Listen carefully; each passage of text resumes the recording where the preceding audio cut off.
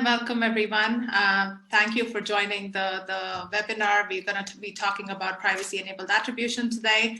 We're going to wait a few more seconds until everybody joins in, and then we're going to start. Good morning to people who are joining from the US, and good afternoon to people who are joining from Europe. Good evening to people who are joining from Asia. I can quickly start with the agenda for today. So we're going to be having firstly the first few minutes with David, who is our CEO. He's going to be introducing Swaarm to you guys, the company, the product, and then it will be taken over by Alex, who's our CTO. And the things that are on the agenda today are first, the status quo of tracking. Second thing, the challenges that are introduced by removal of IDFA. And the third thing is then the solution that Swaarm has built. And then in the end, we're going to do a little bit of Q&A. So feel free to drop in your questions in the Q&A section. And as mentioned in the emails before, this webinar is going to be recorded, and we'll send you over the recording after the webinar. So I think from now, we see already people have joined in, and we can get started. David. Hi.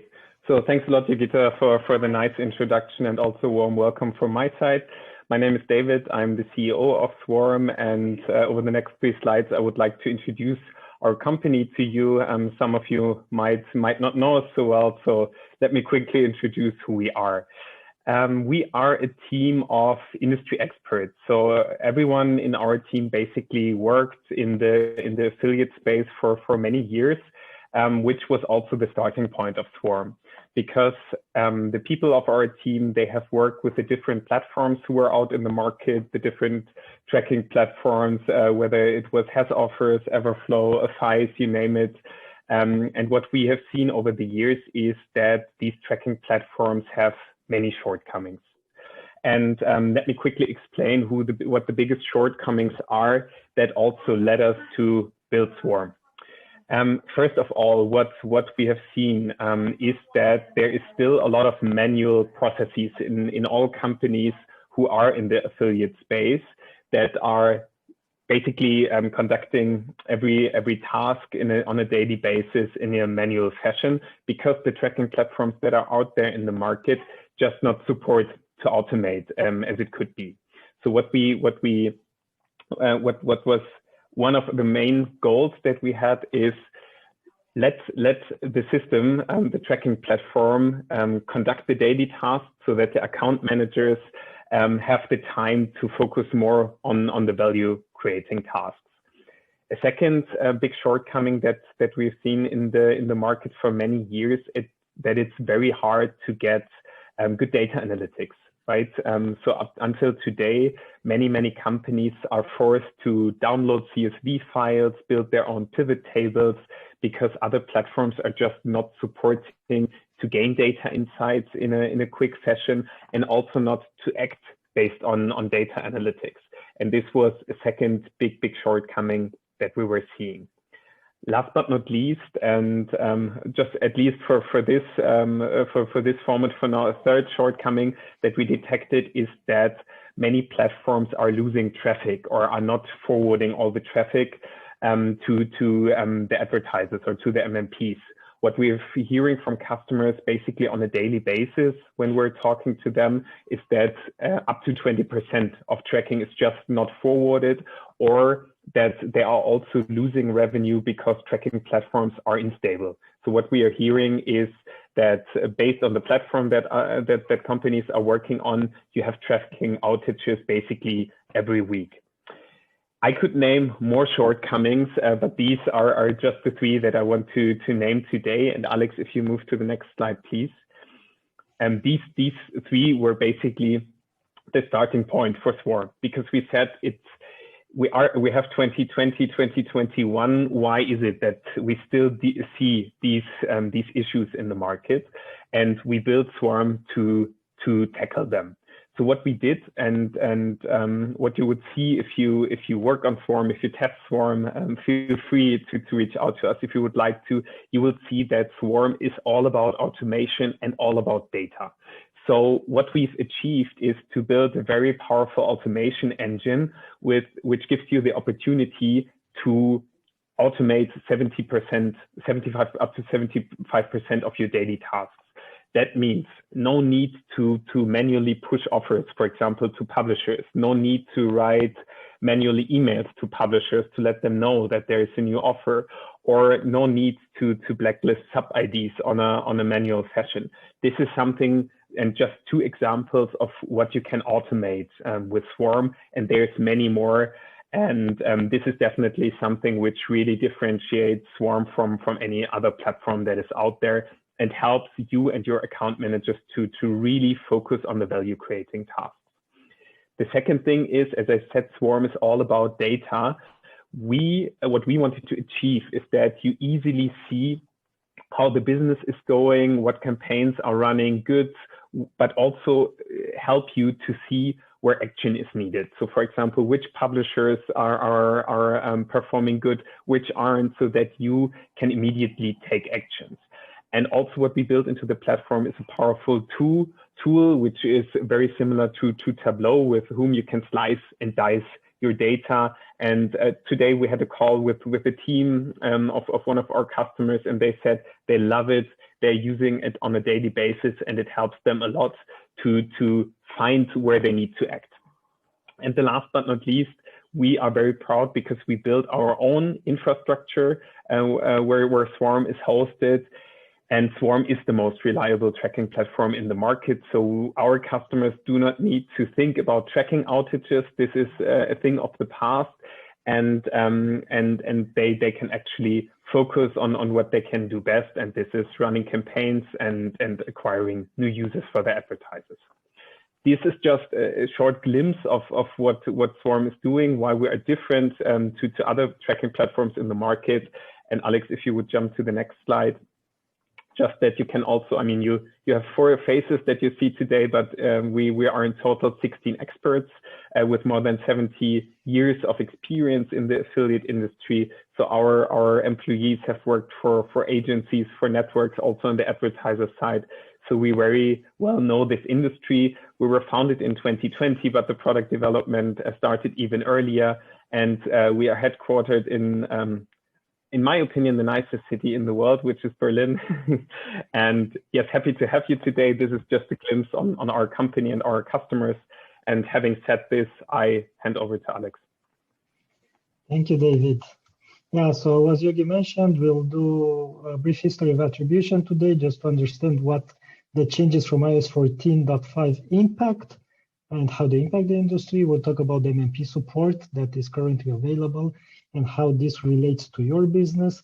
We'll talk a bit about the privacy-enabled attribution, which is Swaarm's solution to the current challenges that networks are facing, and a bit of about SKApp network as well, because it's a hot topic. And at the end, we'll have a Q&A session. As Yogi mentioned, you can you can use the Zoom features to actually send us questions, but we also received a few from the registration. So first of all, what is attribution? Normally it's matching an advertising event, something like a click or an impression, to an action that is done on the product being advertised. So basically in the mobile world would be the installation of an app or an action taken inside the app, like booking a ride in a ride sharing application. And why is this important? It's very important because you need to, as an advertiser, you need to evaluate how well is, how much good does advertising do to your business. So you can understand where to assign budgets and also optimize the ad spend that you are doing. And of course, it's very important for the publishers as well, because they can further optimize their traffic to fulfill the needs of their advertisers better based on this attribution. If they know which users are clicking on what ads, they can then show only ads that the users prefer and not bother them with things that they're not interested in. So I would say it's a bedrock of advertising, and especially in the affiliate market, it's one of the most important tools that we have as players of the ad tech world. And of course, there was attribution before advertising ID. Some of you that have been here before 2012 know that there was no IDFA or GAID back then, and there was a variety of methods that you could use to do this attribution. Yeah, so initially mobile marketers use cookies to do attribution because that was what was being used in desktop, so it carried over onto mobile phones. And either it was using the browser directly to place a cookie when the app was opened, which was a pretty terrible experience because you would open an app and then suddenly the browser would pop up and then close down for a brief second, which was confusing. But once the web view was introduced inside apps, then they could do this more hidden, so they could place the cookie without actually bothering the user that much. Yeah, and this was the main mechanism for quite some time until 2017 or so. And when users did not have cookies, which was also, let's say, 1 to 3% of the market, we could default to the fingerprinting techniques that we also see today. Yeah, so basically trying to define the user based on some characteristics of their devices. And of course, there were all kinds of other hacks that were being deployed to do attribution. And one of them being to use the device ID directly, so they would request access to your phone agenda, for example, that was giving you the device ID and using that to map. All this kind of ended in 2017 when, as is tradition, Apple broke the system by banning the usage of cookies inside apps. So if you were inside an app, you could not access or set cookies on the mobile phone. So everybody scrambled to find a solution, again, like today, basically. And what they figured out is that for the last 5 years, we had this IDFA that we could use. So they started using the IDFA to do the attribution or GID in the Android ecosystem, which was a very accurate and clean method. First of all, because every phone gets an IDFA, it's guaranteed by Apple and by the Play Store, and is guaranteed to be unique. So attribution can have a perfect matching in this case. Yeah, you can know for sure that the user that clicked is the same user that actually opened the app. Of course, there were a couple of caveats. One was that the user could reset IDFA or choose to stop sending the IDFA, but this was hidden somewhere in the settings page and nobody was bothering with this solution back then. So it proved quite a good solution for attribution. Now the problem in web to app attribution was that they were using the same methods as before IDFA, so basically cookies and fingerprinting. But in 2017, when Apple disrupted the market for the first time, the cookie solution was not available anymore. So because on the web in the browser you cannot get an IDFA, Apple will not give you an IDFA from Safari, you had to resort to other techniques like fingerprinting to be able to still do attribution. And over time, this consolidated, so I would say most of the attribution being done right now on the web is IDFA only. So what about affiliate networks? How did they do attribution over time? Well, this was a constant problem in the industry way before smartphones were a thing. You could do affiliate marketing in the 90s, you were doing affiliate marketing in 2000s, and there was always the same problem. How are you able to identify which advertising action determine the product action? And there were many methods developed over time, most of them ad hoc, because as opposed to the mobile market, the desktop affiliate market was less rebrokered. So generally, the advertiser and publishers were working closely together, and there were not that many intermediary players in between. So they could use transaction IDs, for example. Each event was assigned a transaction that was going all the way to the advertiser, and they were getting it back. They could use the Google Click ID, which was pretty famous and is still being used in AdSense, for example, even today, and many other custom ones depending on what advertiser you were working on. Now, when the mobile market started to develop, this changed a bit because there were these players in the advertising world that were doing the attribution. So on the desktop market, every advertiser was basically doing the attribution themselves. On the mobile market, the MMPs rose to fulfill this need in the market. And because of this, because there were just a couple of MMPs, and even today we're talking about 4 or 5 major ones that probably cover 95% of the market, it made the integration much easier and opened many more opportunities for publishers to work to integrate with advertisers, because you don't have to get a custom solution for every advertiser. If you are connected with the 5 MMPs, you can basically work with any other advertiser out there without having to implement anything technical. So it gave way for many networks to appear and many networks to do rebrokering as well, because this was so easy to as a business to integrate. And of course, attribution was done through chains, because we had this rebrokering, we had advertisers on one side, publishers on the other side, and many networks in between. We created this attribution chain in the industry, and the first network in the chain, or the MMP, had the difficult task of matching the click to the postback. But other than that, it was pretty easy for the rest of the players. Like, each network could tell the other network their click ID, and they could do a perfect matching based on this identifier. So every other network had no data loss, had exact attribution. And this was very nice because they got both campaign and user data out of this attribution. And I can quickly show you through this diagram how this click ID attribution actually works.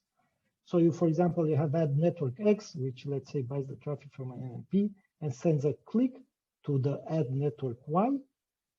And of course, they keep a record in their internal database that the click X1 was made by a user that has age greater than 29 and the device was an iPhone.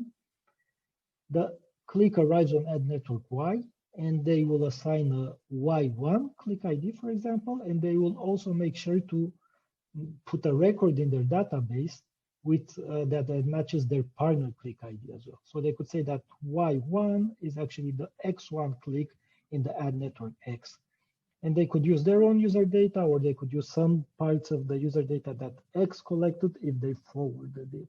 So let's say they only forward the device iPhone in this case, and this would be kept, and maybe the ad network Y also collected the browser. So they could say, okay, this is browser Safari. Yeah, and sending it back sending it forward to ad network Z, the same would happen. They would make an internal entry that click ID Z1 is the same as click ID Y1 for ad network Y. And of course, they can collect their own data. For example, they would collect the operating system version together with the browser. And they would send this information to the MMP, saying that, okay, it's click ID Z1, and the MMP, when they would detect a successful attribution that the user actually installed the application, they could send a post back to ad network Z, saying, okay, the click that you sent us with ID Z1 actually determined an install. Yeah.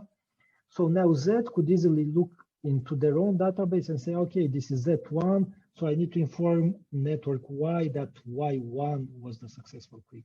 So they could tell network Y, and they could do the same with X1. So now both Z, Y, and X could do perfect attribution. They knew for sure that this was the exact user that was clicking. Yeah, with the exception of the MMP, which was supposed to find a method either using IDFA or using fingerprinting to determine the matching. So we talked about attribution, and I think it's also very important in this context to discuss fingerprinting a bit, because it's something that will stick in the next period. And there was always a lot of misinformation or doubts about how fingerprinting is done in the mobile market. So the challenge that fingerprinting rose to fix was that there was sometimes no identifier available.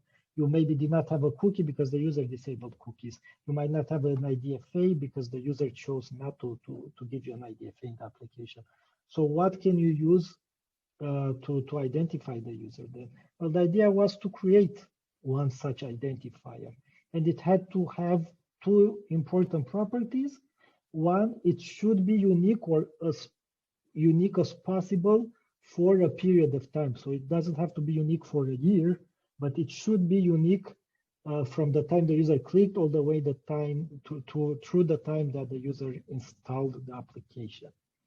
And the second constraint was that any data point that is used to create the fingerprint had to be available both at click time and at postback time, yeah? Which creates a bit of a problem because when you are at click time as an MMP, for example, you only have HTTP information. So this is basically very rough information that is sent on every internet request that is happening out there. On the postback side, yeah, the MMP runs inside the application, so they can collect any kind of device data that they can think of. So because of this limitation, yeah, they had to limit themselves to using only the IP of the device plus some components of the user agent. So what was not included in the fingerprint was, for example, the device capabilities like the battery level, or very specific things, what apps the user has installed in the application, how much time did he spend in the screen, and so on. These, although sometimes you'll see in marketing materials from the MMPs, these are not actually used to do fingerprinting because they are not available at click time. So whenever you hear a fingerprint, it's always IP plus some limited amount of user agent information, which generally is just the operating system and operating system version. So because there is this limit, there is this constraint on the MMP, this affects the uniqueness property of the fingerprint. Because if you had unlimited data points, you could go towards a 100% chance to get a unique identifier. But because you have a limited set of data points, you can only get a, let's say, uniqueness chance of 90 to 100% in the first 10 minutes, which very quickly drops to 0 by the end of the day. Yeah, so if you wait for attributing a click for 1 day, the chances that you would have another user with the same fingerprinting are very, very high. Yeah. This is not to be confused with the panoptic click or any other web-only fingerprints that can get 100% accuracy by exploiting fonts and timings and so on. These were never available on the mobile market, only on desktop or only on the mobile web-to-web kind of transactions. Good, so now that we have an understanding of attribution and fingerprinting, we can discuss how actually iOS 14 is impacting us. So just reading through the release notes of iOS 14.5, I noticed that they have some new emojis, some new Siri voices, and of course the data of IDFA in there. So they introduced 2 new frameworks that are affecting how attribution is being made. First is what they call the app tracking transparency, which forces applications to ask for consent before actually receiving the IDFA. And this is not a nice kind of consent where you can show your own message and so on. No, this actually gets you a pop-up from Apple that says, do you want to allow this application to track you through third-party application or through third-party websites, for example, which can be very scary for the user. Yeah, I mean, first of all, they see tracking, which anyway, it's a very loaded word. Most people don't like being tracked. Yeah? And the second thing, they see third party, which already sounds very shady. So yeah, the user instantly has, let's say, a feeling of unsureness about what's going on there. You can put some small text explaining why you want this, but this is like in small font as opposed to the big tracking third-party font from Apple. Further, it's not only the scary message, but the successful attribution implies consent on both the publisher apps and on the advertiser apps. And while on the publisher side, there are high incentives for the publisher to force the user to give the consent, because in the end, this is how they make their money. This is mainly the monetization tools that most publishers have available. They will probably manage to incentivize the user one way or another to give out the IDFA, maybe through restricting parts of the app, or maybe by, I don't know, giving them a few coins or something in a game. Yeah. But on the advertiser side, there is a very low incentive to request the IDFA. Because if you're a social network, for example, or somebody that is anyway dealing with raised eyebrows when it comes to tracking, a chat app nowadays, you've seen how much, how scandalous the WhatsApp changes in terms of service were by just saying that they're sharing the data with Facebook now. Yeah, it's the same tracking third-party kind of text there. So all these apps will probably not show the pop-up because they will scare their users away, and the incentive in the end is low on the advertiser side because they're not making money out of this. They're actually spending money when they show ads. So it's our opinion that we probably won't see that much IDFA anymore inside the apps. Furthermore, in the terms of service, it's mentioned that fingerprint is disallowed. Yeah, but the words are a bit, let's say, favorable to the industry, because it says you're not allowed to fingerprint a user in such a way that you can uniquely identify him. And if you remember our discussion on fingerprinting, the uniqueness there is not that strong. So there's a point to be argued here that doing the classical attribution fingerprinting is allowed by Apple, and there are some MMPs that are reading into it like this. But what will happen is in the end up to Apple, because one, they can make the things more explicit. They can say clearly that you can't use the IP and user agent and that there's no fingerprinting that can be done. Or they can start banning SDKs and MMPs out there. Again, here you heard Adjust being banned for fingerprinting. This was a misunderstanding because what part of Adjust was being penalized was not their attribution, it was their bot detection software. So the attribution that Adjust was doing by fingerprinting was allowed by Apple. The collecting of data to detect if a user is a bot or not was not allowed by Apple. So just to keep this in mind, because there was a lot of misinformation here as well. The second framework that Apple is providing is the SKAd network framework. And what this one allows application is to let Apple do the attribution. So instead of going to the MMP and asking them to attribute, Apple directly can tell you which click is connected to which postback. The problem here is that the setup is quite complicated, especially not only for publishers, but that's not that bad, but for ad networks, and especially if you're a small to mid-sized network, the amount of complicated things that you have to set up are quite high compared to what you needed to integrate with an MMP. Furthermore, the postback flow is reversed. So if you remember from our nice graphic here, normally the postback was flowing from the MMP to the publisher. Now the postback is supposed to flow according to Apple from the publisher, so from X to Y to Z and to the MMP, which of course it's again something that is completely different from what people were doing right now, and it also makes rebrokering difficult in many cases. So we'll see. I don't think we'll see that much SKAd network in the affiliate market in the next months, but of course, as things progress, it might also become a very important part of attribution. What about the MMP support? How did they react to all these changes made by Apple, which basically are destroying their business? Again, Apple basically launched a competitor product to what they were doing. And this product is free, by the way. You don't have to pay anything as an advertiser to use it. So all of them added SKAd network support. Networks are supposed to forward the postback that they receive from Apple to the MMP. And now the MMPs can validate the postback. Of course, anybody else can do it, but maybe the MMPs can help the advertisers by validating it and maybe enriching it with some extra information like the campaign name or attaching some other basically text information to the postback that the advertiser wants.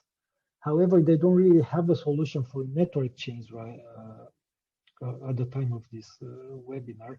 There's nothing out there that says exactly what should the network that is rebrokering traffic should do in the case of SKAd network. Regarding fingerprinting, they are basically split into two categories as far as we could tell. One, that they're explicitly saying that they will continue doing fingerprinting and that the old attributions will still continue as they were. So a lot of IDFA stuff will basically be replaced with fingerprinting. Yeah, and this is, for example, Adjust, which claims that they have an enhanced number of data points that can be used to do this probabilistic matching. Of course, what we discussed with the fingerprinting still applies. And so when the IDFA is not available, they explicitly say that they will use the fingerprint.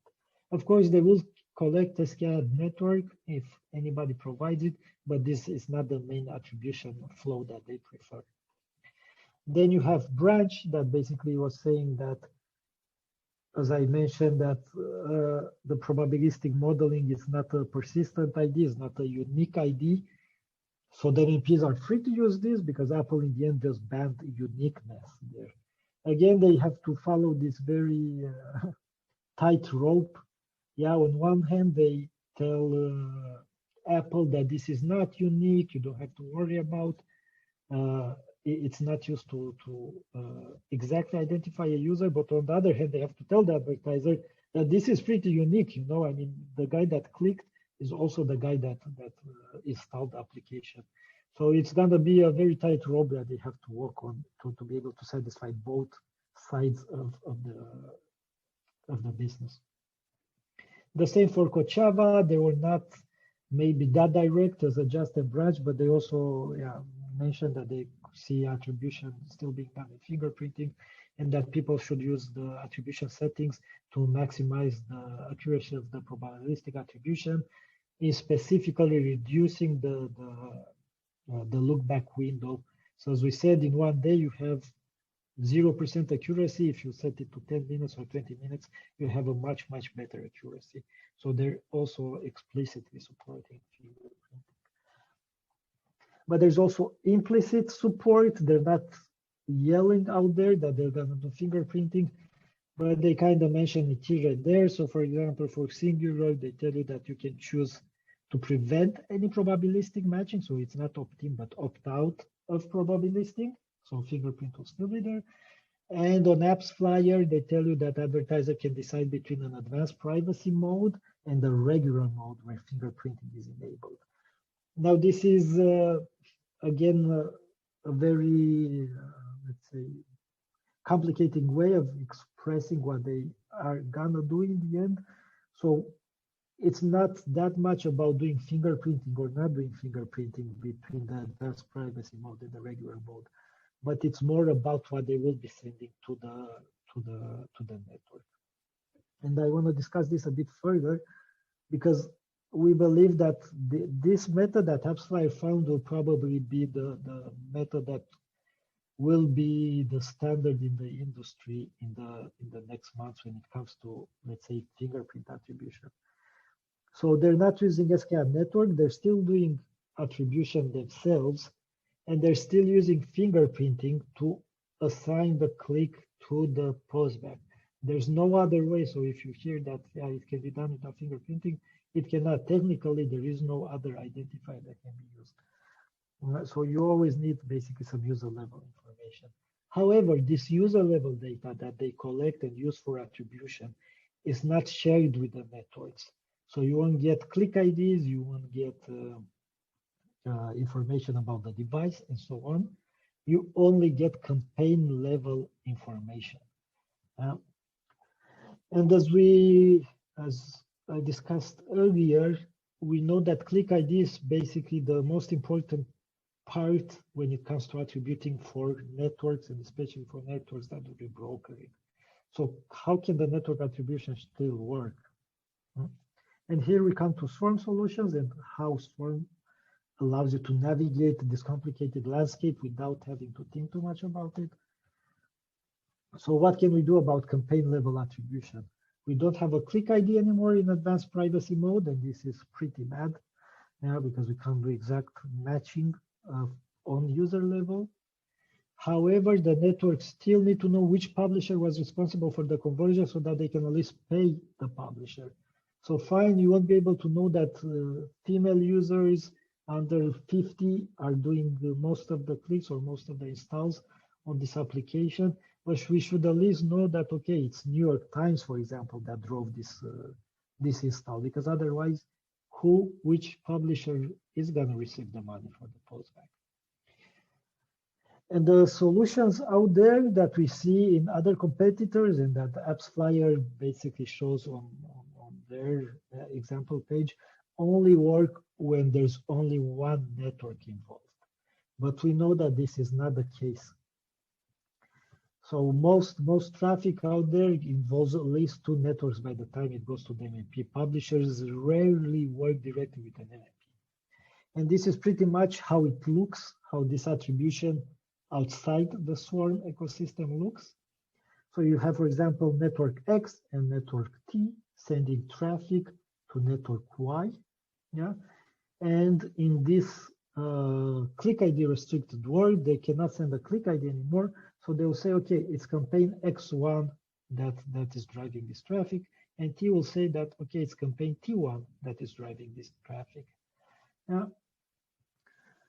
So Y has to send their own campaign ID in the end to network Z to be able to know from which campaign it originated on. So basically they will say that, okay, it will tell Z that this traffic is coming from campaign Y1 and the sub-campaign here is X1. Yeah. Z has to inform the MMP on the campaign and sub-campaign parameters. So they will again say, okay, this is campaign Z1, this is how I call this traffic. And the sub-campaign from which traffic comes from is called Y1. Now the MMP will use fingerprinting to be able to attribute, and they will figure out which user it was and from which campaign it came from, so it can send a postback back to the Z network. Yeah. But what information does this postback contain? It contains the campaign ID, which is Z1, and the sub ID, which should not be T1 here, but should be Y1. So now add network Z is supposed to tell add network Y, because they know it's Y1 here. They have to tell them, send them a postback, and they will fire a postback. And they'll say, okay, it's your campaign that drove the install. It was called Y1. This is what you told me, but I have no idea what the sub-campaign is because the MMP did not tell me about the sub-campaign. So I can only tell you the campaign. Yeah. So ends up at Y network, and now they have no idea because they don't have the sub-campaign anymore. They cannot tell if it was traffic from ad network X or traffic from ad network T that drove the campaign. So this creates a problem because how would ad network Y pay in the end any of these players? So we are now restricted basically to a world where only two players can be next to the MMP. And even here in the case of Y, not having a sub-campaign, not having any way of identifying internally the traffic, even if it's their own traffic, is fundamentally a business, broken business problem. Because let's say they're a big media conglomerate and they have 10 websites that they drive traffic from, not having the sub-ID information, they wouldn't even know which website was driving the install. So they don't know which content to promote anymore. So it basically creates a disaster for a broker. And if you are ad network Z, you kind of can survive. If you are ad network Y, maybe you find a way to still go on, but without optimizing anything. If you're ad network X or ad network T, you cannot operate in this level anymore. So yeah, with this in mind, Swaarm decided to build some methods, to build our own method of attribution. And the main goal that we have was to allow any network in the chain to attribute successfully and exactly. We believe that a healthy ecosystem is not only made by these big ad networks that have their own SDK and they can collect traffic and influence the publishers, the app developers that easily, but the healthy ecosystem contains on not only big players, but also medium-sized players and small players that can drive different kind of niches, because a lot of the content created out there in the web, being maybe some recipes or being some game, yeah, all of these are in the end served by small ad networks that focus on their on niches. So without them, it's not only that a part of advertising disappears, but it might be that a part of the content disappears, because if they don't have advertising money, and there's very, very little incentive to continue. And of course, if you're a small website or a small app developer, it's very hard to integrate anyway with one of these major ad networks because they will not care that much about you, or they won't give you any kind of support. So the idea was that we had this click ID before, why not form a campaign ID mapping chain? So as we had a click ID chain, we can also create a campaign ID chain. So this allows us to attribute everybody inside this chain. So no matter if there are 2 networks or there are 6 networks rebrokering this traffic, all of them can attribute and can figure out which campaign drove the install. And again, it has this nice feature that Click ID had, that attribution is distributed, so each player can do its part and can keep its own information private. So you don't have to forward information, private information, to an advertiser in order to be able to attribute. This also respects all of Apple's conditions, so we do not use any user level data, we do not use any unique identifiers, so it's completely in line with any policy that Apple has. And it's also compatible with any MMP or platform that has even a campaign-like parameter. That's all we need, a campaign parameter, and this is basically a basic requirement of all MMPs, so there's no MMP that does not give you this. We also built a compatibility layer with other trackers because we know most networks do not work only with networks in Swaarm, they work with networks that use other trackers, and we understand that they need to still operate like this. And because other trackers have not yet developed a solution that fills this need, we built a compatibility layer that actually helps their customers still get attributed. And you can see it here in this example, how we do it. We have ad network X and ad network T again sending traffic, and again name their campaigns X1 and T1. This reaches Y, campaign ad network Y, and in their internal database, which in this case, of course, it's handled by Swaarm, so they don't have to do any weird things to be able to do this, we will mark campaign X1, we'll say, okay, this is campaign Y1 on our side, and campaign T1 will be campaign Y2 on Y side. Yeah? So now they can forward this information to ad network Z, and ad network Z can do the same. They will say that, okay, Y1 actually is Z1, and whatever, there might be any other number of campaigns, basically as many as publishers that they have. And now they can send the campaign to the MMP as Z1. Again, it's a very small, nice identifier, no weird things going on. And the MMP can now attribute using fingerprinting, as we said they will. So they figure out, okay, this click basically was coming from Z1, so I'll inform network Z, and network Z now knows that the campaign ID Z1 was responsible. So they will look inside the internal database and they'll see, okay, it's actually Y1 from network Y. So I will tell Y that they got a postback for Y1 campaign. Now Y can look inside it and say, okay, it's Y1. Actually, this corresponds to X1. And so I can inform X1 that their campaign was successful. And as you can see, this can go on for as many steps as you want. Each partner keeps the data that it needs to attribute. So without this internal mapping, it would be impossible to have ad network X participate in this AdTech transaction.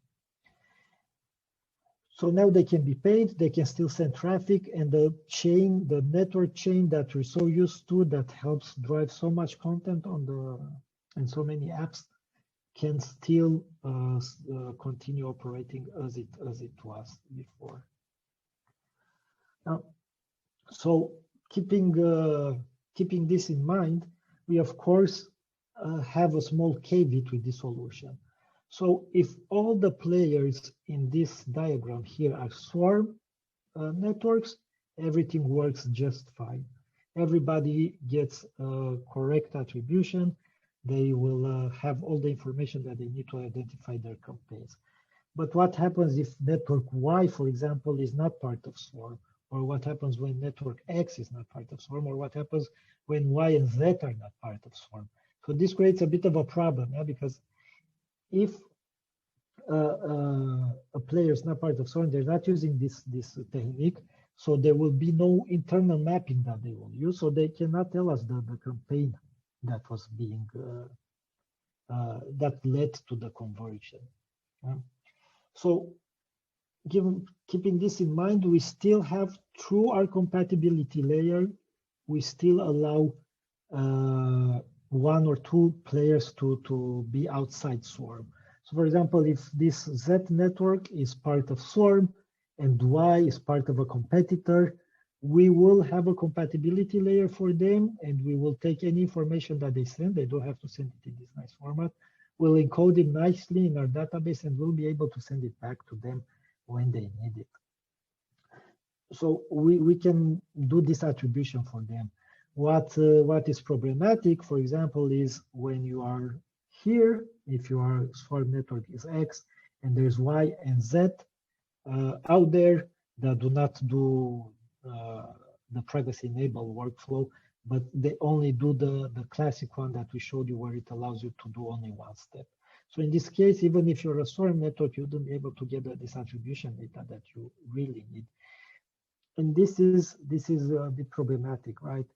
Because we think that the AppsFlyer's advanced privacy will become the prevalent standard. We think that most of the other MMPs will end up with something like this, because in the end, this advanced privacy framework is very, very similar to what SKAd network does. So Apple won't be able to claim that this data is used for nefarious purposes, because they're using the same data as well. So I think this will be allowed in the Apple ecosystem, and I think we'll see much more of this coming out. And of course, we need a common solution across all the trackers in the industry. As ClickID once was the common standard, and all of the platforms supported it, I think we should also do this for the privacy-enabled attribution with campaign IDs. And we already started a conversation with other platforms, with our competitors, about standardizing the method. We had already some very good results. We have some players in the market that have already integrated and implemented on their side an identical solution, or a solution inspired by what we did, that is functioning more or less the same. And we hope everybody will use the method that we developed. We are very public about how we're doing it. We exposed it everywhere in our documentation. We have a blog post that is detailing everything technical, how to implement it. So we hope everybody in the industry starts implementing as well, so we can have, again, a nice standard, and we can have networks working everywhere and not only in the Swarm ecosystem. Good. So this was about the privacy-enabled attribution, and because we have a couple more minutes, I would like to also mention a bit about our SKAd network support. So we have a standard solution across industry that is mostly pushed by the MMPs, and Swarm will use the same standard solution. We have a very similar solution to this. So it's very useful in the network market for those networks that buy DSP traffic. You probably want to have something like SKAd implemented. And the Swarm solution basically allows you to receive postbacks from Apple, validate them, and forward them to the MMPs. Also receive postbacks from MMPs, validate them, and forward them to your publishers, for example. We also will allow you to sign clicks for DSPs that one click sign directly for you. So, and because our tracking is so performant, we generally respond in under 1 millisecond. This plays out very nicely with DSPs that have a latency requirement, and Swarm is one of the few players out there that can guarantee you this latency, and that will allow you to do click signing in the end. This is in private beta right now, so we're working with a couple of customers that have already started doing SKAd network, and they are in. Or for our future plans, we also want to make SKAd network rebrokering as easy as possible. You can already do it in Swarm platforms. We can have publishers that do SKAd network and rebroker towards you, but we want to make it even nicer and even simpler, so that it can be just as easy as the click ID or campaign ID target. And I think that's all I had right now. Of course, we'd like to also answer your questions, and I think Yogi has collected most of them from you. Yes, thank you so much, Alex. We do have some very interesting questions from our audience today. I think the first one comes from someone who works for an ad network. Some of our clients and publishers are integrating with SK Ad Network. Do we need to take any action here?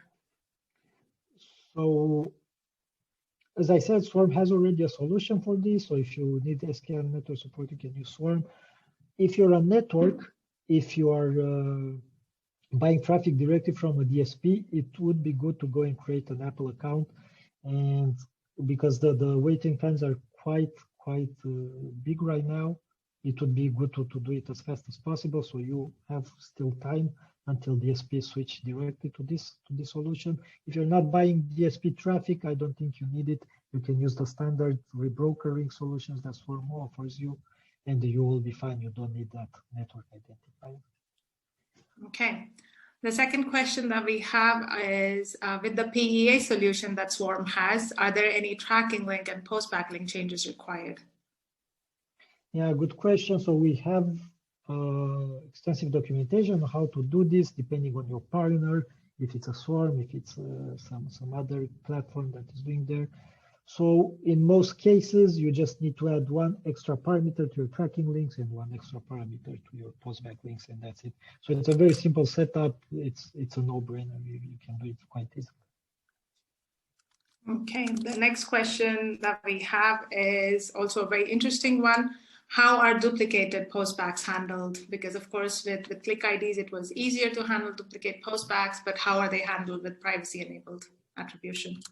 Yeah, so we allow the networks and the MMP to forward the transaction ID, basically, that gives you just one identifier to be used to determine if this postback was handled before or not.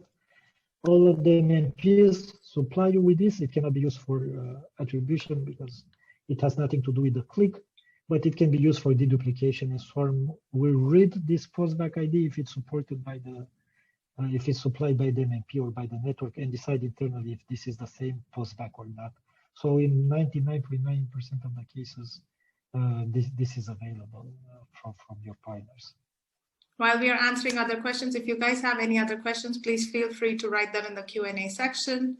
The next question that we have is, can I get my sub ID information back in the postback from when we are using privacy-enabled attribution? That's very interesting. Yes, there is a method for doing this. So first of all, you have to get it from the MMP, and there you have to negotiate with your advertiser for an empty slot to put this information in. Normally, you have the ad ID or the media site ID parameters that are typically used for this purpose. You just have to tell Swaarm which one you chose or which one your advertiser chose, and be sure to configure the MMP to send it back to you. And they have techniques for this. It's quite simple, I would say. And if you send it to Swaarm, then Swaarm will be able to forward it further, and will also, of course, keep it in your stats, and you'll be able to filter, block, and so on as you did before. Okay. There is one more question coming in right now. So the question starts with, so if I understand this correctly, there will be no means to track an action which occurs post-install, say 2 or 3 days later, back to the original publisher? No, that's not the case. So we will still be able to track events, actions that are happening after the install through the chain, through the P chain, through the privacy-enabled chain. I just did not show it in the diagram for simplicity, but you get the campaign information back, but you also get the event from the MMP, and we will forward it, assign it to the internal events as we generally do. So you'll still have this information available to optimize on. So all your KPIs like registration rate, trial, and so on will still be available. And of course, you can still use the automation rules that Swaarm has to optimize your traffic to reach these KPIs. With SK Ad Network, this is a bit more complicated, but you might get it or you might not get it depending on how long the advertiser is willing to wait until they send you this information. But even there, I would say in general, you'd get most of the relevant events, especially the ones that are that should be used for KPIs. So any event that you use in KPI that your advertiser requires you to calculate the KPI on will still be available in both systems. Okay, I think looking at the time, these are all the questions that we can answer today. Firstly, I would like to thank all of you for taking the time. We really hope the webinar was insightful for you. If you guys have any further questions that are still not answered, feel free to contact us, and you can see the contact information in front of your eyes on the screen right now. Feel free to write to us and we'll be more than happy to answer all your questions. And thank you so much for your time again today. Hope to see you on our next webinars. Bye-bye. Thank you so much.